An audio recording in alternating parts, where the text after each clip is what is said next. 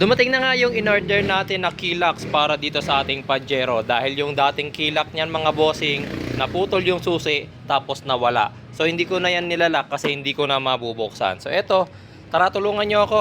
Kakabit natin to tapos ayusin na rin natin yung problema ng ating mga doors kagaya nito. Oh. Naka-unlock yan pero ayaw mabuksan. Ayan o, naka-unlock. Diba? Tapos nag-i-stuck yung handle. Ayan, minsan bumubukas. Madalas hindi. Ayan, ayaw na naman niya. Ayun. O, diba? Tara guys, ayusin natin to. Ito muna yung gagawin natin sa Pajero. Una kong ginawa mga bossing is syempre tanggalin yung mga tornilyo na nag-hold dito sa ating door handle tsaka yung iba pa niyang tornilyo. Kasi yung ating sidings is naka-snap lang naman yan. So mamaya babaklasin lang natin yan. Next, kailangan nyo lang tanggalin mga bossing yung plastic cover na yan. Ingat ha, yung kulay black na yan, masyado yung madikit. I don't know kung anong tawag yan, baka kayo alam nyo. Para ma-access natin yung ating door locks. Ito yung ating door lock guys, at makikita ninyo napakarami yung kalawang. Kaya ang gagawin ko dyan, isprayan ko muna yan mga bossing ng penetrating oil para mas madali siyang baklasin. Tapos, madali lang naman tanggalin yan kasi yung pinaka-alambre lang ang kailangan natin mabaklas dun sa mismong door lock. Pag natanggal nyo na yung pinaka-alambre, ito guys, magiging itsura nya. Okay, so may lalabas na natin dyan yung door lock. Galing sa labas ng pinto, uhugutin na natin yan. Siyempre kasama na rin yung plastic ring. Bali ito guys yung bago nating plastic ring. Kasama natin yung ikakabit. Ito naman yung kanyang door lock mga boss. Para hindi galaw ng galaw yung door lock natin kapag kinabit na dun sa ating pinto. Ito ipapakita ko sa inyo. Kung makikita nyo mismo dito sa butas ng ating pinto, diba? Hubog na hubog yung mismong ating plastic ring. So, ipapasok natin yan. Pwede nyo munang ipasok yung plastic ring, pero diskarte. Minsan kasi, mas madaling ipasok ng siya lang. Pero minsan, madali ring ipasok ng kasama na yung door lock. Tapos, balik dito sa loob. Kung nakikita nyo yung kulay asul na plastic na yun, dapat nakakabit yan dun sa alambre. Ayan guys. So, ganyan na magiging itsura niya pag nakikabit na natin yung arm.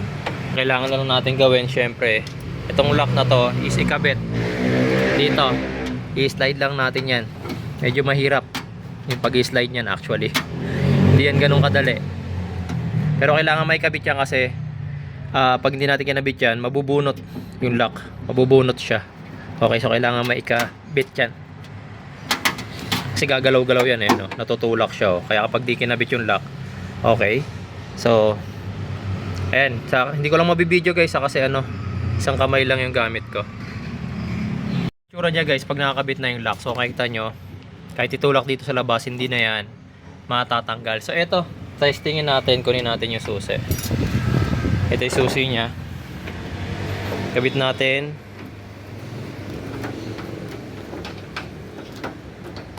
Okay.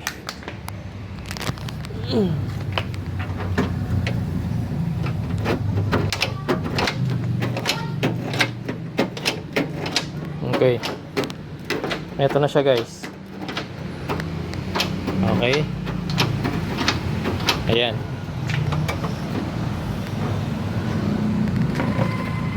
After natin makapagpalit ng door lock, syempre ikakabit na natin ulit yung door sidings. Kabaliktaran naman yung gagawin natin katulad kanina.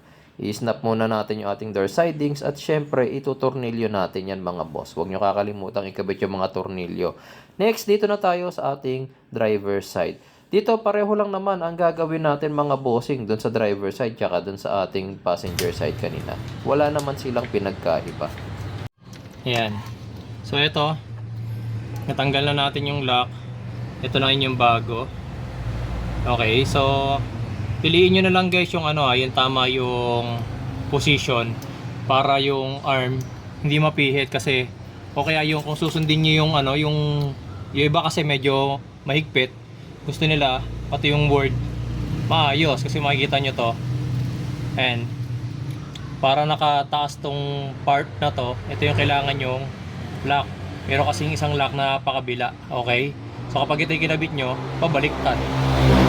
Okay, so kung lang naman, kung masunurin kayo masyado sa pagkakalagay ng board, hanapin nyo pa rin yung tamang lock.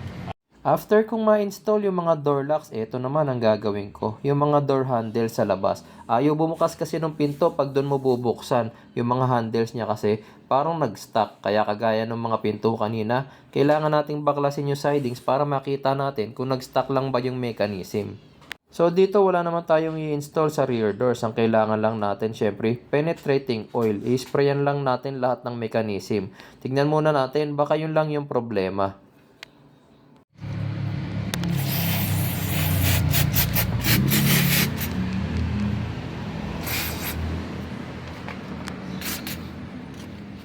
After malubricate, ito sinusubukan ko munang mano-manong i-lock yung pinto at binubuksan ko gamit yung handle kung ma-unlock.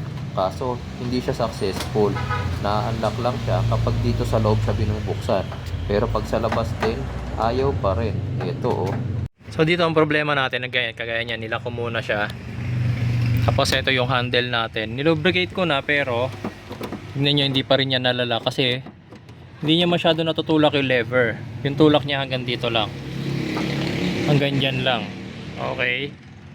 Pero para ma-unlock kasi yung door, kailangan ng tulak. Mababang mababa. Which is hindi na naaabot nung nung lever. Ito, kaya hindi niya nabubuksan. Tingnan natin kung saan natin ma-adjust to. So nakikita kong solusyon, ito kung nakikita niyo tong golden na to. Kailangan ko siyang medyo i-bend pataas para medyo maabot pa niya yung lever. Okay.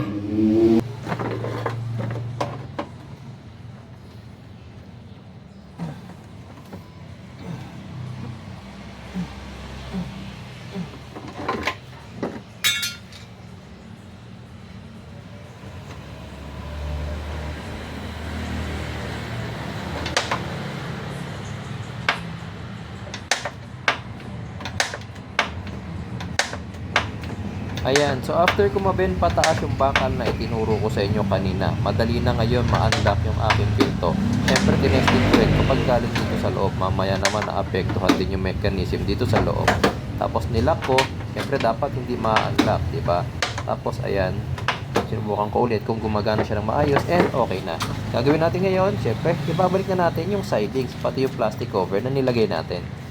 Siyempre, ngayon na nakakabit na yung door sidings, testingin muna natin ulit. O yan o, ang dali na niyang buksan at isara. Hindi kagaya kanina, nakakailang hila muna ako bago bumukas yung pinto, diba? So, doon na tayo sa kabila mga boss. Sana ganti rin yung problema. Gaya ng ginawa ko doon sa kabilang pinto, siyempre nilubricate ko muna lahat ng mechanism at yung door locks. Tapos tinetesting ko ngayon kung gumagana ba ng maayos yung handle. Ito at meron ako nakitang problema. Dito sa part na to mukhang paliti na yung handle. Ito na sira na oh. Tsaka medyo lost thread na siya. Tapos same scenario, itong lever na to hindi masyadong tinatamaan ito. Ayan oh, tapos hindi na siya bumabalik kasi putol na yung spring. Ito. Ayan. So palitin na talaga tong handle na to. Bibilin lang tayo ng kapalit ito. Pero itong isa gagawin natin dito is i-adjust na rin natin kagaya ng ginawa natin sa kabila.